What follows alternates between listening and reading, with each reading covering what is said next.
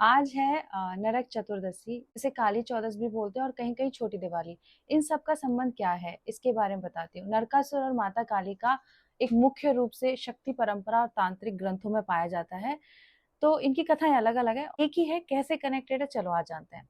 नरकासुर और माता काली की कथा समझते हैं पहले कि काली चौदस और नरकासुर से क्या संबंध है। नरकासुर का जन्म के बारे में बात करते हैं। नरकासुर का जो जन्म हुआ था वो भूदेवी मतलब पृथ्वी माता और भगवान विष्णु के वराह अवतार से। भगवान ने वराह रूप में पृथ्वी को समुद्र से ऊपर उठाया था। तब उनके दिव्य तेज से एक बिंदु पृथ्वी में समा गया। उस तेज से नरकासुर का जन्म हुआ। वह आरंभ में धर्मात्मा था, पर धीरे धीरे अहंकार और तामसिक शक्तियों काली ऊर्जा से प्रभावित हो गया। वह बहुत बलशाली हो गया, यहाँ तक कि देवताओं को भी पराजित कर दिया। उसने स्वर्ग, पृथ्वी और पाताल तक अपना आतंक फैला दिया। उसकी महत्वाकांक्षा थी कि संपूर्ण सृष्टि पर शासन करना। अब काली शक्ति का उदय कैसे हुआ? जब नरकासुर की अत्याचार की सीमा बढ़ी, तब देवी देवता चिंतित हो उठे। वे भगवान शिव के पास पहुंचे और बोले, प्रभु ये असुर देवता और मनुष्य दोनों का नाश कर रहा है, कृपा कर इसका अंत। तो भगवान शिव ने उत्तर दिया, ये केवल काली तत्व के प्रभाव में है, इसका अंत केवल उसी तत्व से होगा, यानी माता काली के क्रोध रूप से। जो उनका वरदान था वो ये भी था कि भूदेवी या लक्ष्मी माता के किसी अंश अवतार से उनका वध होगा।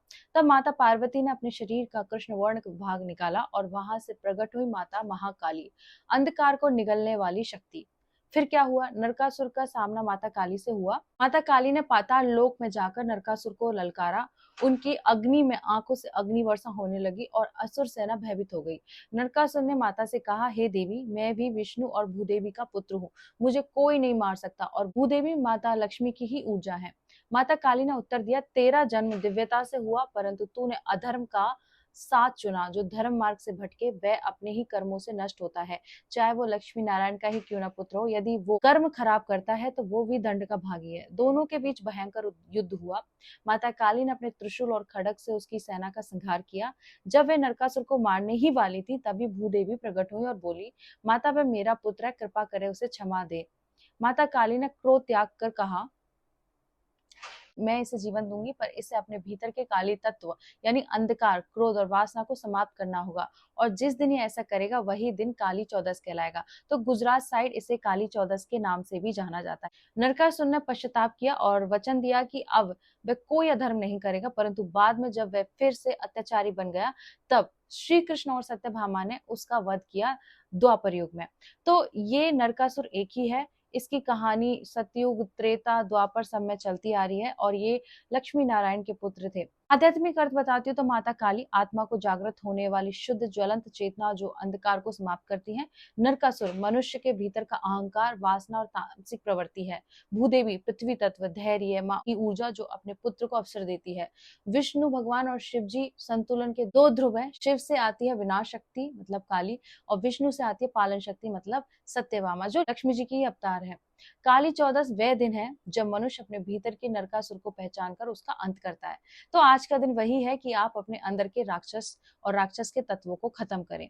जब अहंकार का तामसिक अंधकार बढ़ता है, तब काली चेतना जागती है, वही भीतर के नरकासुर का विनाश करती है। नरकासुर और माता कामाख्या का प्रसंग देवी पुराणों और कालिका पुराण जो असम क्षेत्र की शक्ति उपासना से जुड़ा है, तो उसमें भी इसके बारे में वर्णन है।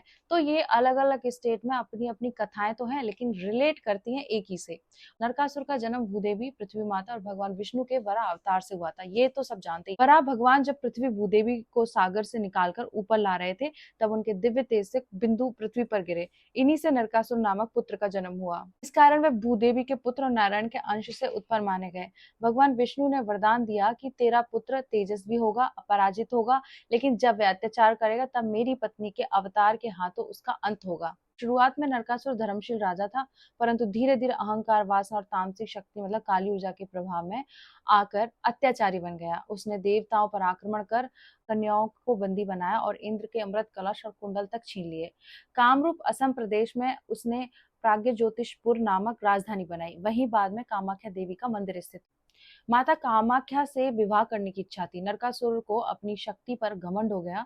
उसने सोचा कि यदि वह देवी कामाख्या से विवाह कर ले तो उसे अजयता और अमरत्व प्राप्त हो जाएगा। देवी कामाख्या माँ शक्ति का अत्यंत प्राचीन रूप है, जिन्हें कामाख्या देवी, कामाख्या पीठेश्वर, त्रिपुर सुंदरी भी कहा जाता है। नरकासुर देवी के पास गया और विवाह का प्रस्ताव रखा। माता ने मुस्कुराकर कहा, हे असुरराज, यदि तुम भोर होने से पहले इस पहाड़ी पर एक विशाल मंदिर बनवा दो और मैं जब तक मुर्ग बाग सुनूं उससे पहले निर्माण पूरा हो तो मैं तुमसे विवाह कर लूंगी। नरकासुर ने अपनी माया और असुरों की सेना से तुरंत निर्माण कर दिया। सारा पर्वत पत्थर से मंदिर में बदलने लगा। कामाख्या माता जानती थी कि नरकासुर अत्याचार सीमा पार कर चुका है। उन्होंने अपनी माया से एक मुर्गा मतलब कुकुट रात्रि में ही बाग लगाने के लिए प्रेरित किया। जैसे ही बाग की आवाज आई, नरकासुर को लगा कि भोर हो गई है और उसने निर्माण अधूरा छोड़ दिया। माता प्रकट हुई और कहा, तू शर्त हार गया है, इसलिए विवाह असंभव है। ये स्थान अब सृष्टि की काम ऊर्जा और शक्ति का केंद्र बनेगा। तब से वह अधूरा मंदिर आज भी कामाख्या मंदिर गुवाहाटी असम के रूप में पूजनीय है, जहाँ नीचे योनि कुंड मतलब शक्तिपीठ स्थित है। क्रोध और अपमान से भरकर नरकासुर ने पुनः अत्याचार आरंभ किए। तब भगवान श्री कृष्ण, सत्यभामा जो भूदेवी के ही अवतार थी मतलब माँ लक्ष्मी की ऊर्जा ने मिलकर उसका वध किया। मरने से पहले नरकासुर ने प्रार्थना की, हे प्रभु, मेरे नाम से स्मरण करने वाला कोई भी नरक का कष्ट न पाए। भगवान ने वरदान दिया कि तेरे वध के लिए लोग दीप जलाएंगे और उस दिन को नरक चतुर्दशी कहा जाएगा। इस प्रकार यह दिन अंधकार पर प्रकाश की, वासना पर आत्मशक्ति की जीत का प्रतीक बना। इसका आध्यात्मिक अर्थ है, नरकासुर मानव के भीतर का अहंकार, वासना और तामसिकता है। माता कामाख्या वह शुद्ध ऊर्जा कुंडलिनी जो मनुष्य के भीतर सुप्त है मतलब छुपी हुई है। माता की माया से अधूरा मंदिर ये दर्शाता है कि काम और भक्ति का समन्वय तभी पवित्र बनता है जब वह अहंकार मुक्त हो। श्री कृष्ण और सत्यभामा द्वारा वध जब नारायण शक्ति और भूदेवी शक्ति एक होकर भीतर के असुर को नष्ट करते हैं। पूजा विधि के बारे में बात करते हैं। सुबह जल्दी उठें, संभव हो तो ब्रह्म मुहूर्त में स्नान धोना करें। विशेष रूप से तेल उपटन के साथ तिल या सरसों के तेल से अभ्यंग लगाएं। स्नान के बाद घर आंगन की सफाई करें। गंगा जल या स्वच्छ जल से छिड़काव करें। शाम को दीपदान करें। विशेष रूप से यमराज को समर्पित दीप जलाना शुभ माना जाता है। दक्षिण दिशा या मुख्य द्वार के बाहर। इस दिन हनुमान जी, काली माँ, गणेश जी, लक्ष्मी माँ इन सभी की पूजा अर्चना भी शुभ है। सबकी पूजा करनी चाहिए। पूजा में दीपक, धूप, अगरबत्ती, फूल, प्रसाद, मिठाई, फल ये सब अर्पित करें। इस दिन घर में अंधकार, पाप, दोष, नकारात्मकता का प्रतीक रूप से नाश करना और प्रकाश, शुद्धि, शुभता का प्रवेश करना प्रमुख। आध्यात्मिक क्रिया क्या कर सकते हैं? आज के दिन आत्मनिरीक्षण करें। अपने अंदर के नरकासुर, अहंकार, वासनाएं, क्रोध को पहचानें और उनसे मुक्ति की प्रार्थना करें। क्षमा भाव रखें। किसी से वाद विवाद हो गया हो तो शांति से वार्तालाप करें। मन, वचन, कर्म तीनों में शुद्धि का प्रयास करें। निविदा रूप से ध्यान लगाएं। शंख, घंटा या शांति संगीत के बीच 10-15 मिनट बैठे नए शुभ कार्य की शुरुआत करें, जैसे घर, सीमा की सफाई, नए कपड़े पहनना, नई योजना बनाना। सामाजिक कार्य में जुटे। इस दिन का दान पुण्य करना बहुत शुभ माना जाता है। तिल, गुड़, चावल, कपड़े या भोजन जरूरतमंदों को दे। परिवार के साथ मिलकर दीप दान सजावट करें। हो सके तो घर के बाहर, दरवाजे, आंगन, छत पर दीपक रखें ताकि प्रकाश बधाइयां हो। यदि संभव हो तो अपने पड़ोस समाज के साथ मिलकर कोई छोटा सा सामाजिक कार्यक्रम करें, जैसे बुजुर्गों को न्योता देना, बच्चों के साथ दीप या मोमबत्ती जलाना।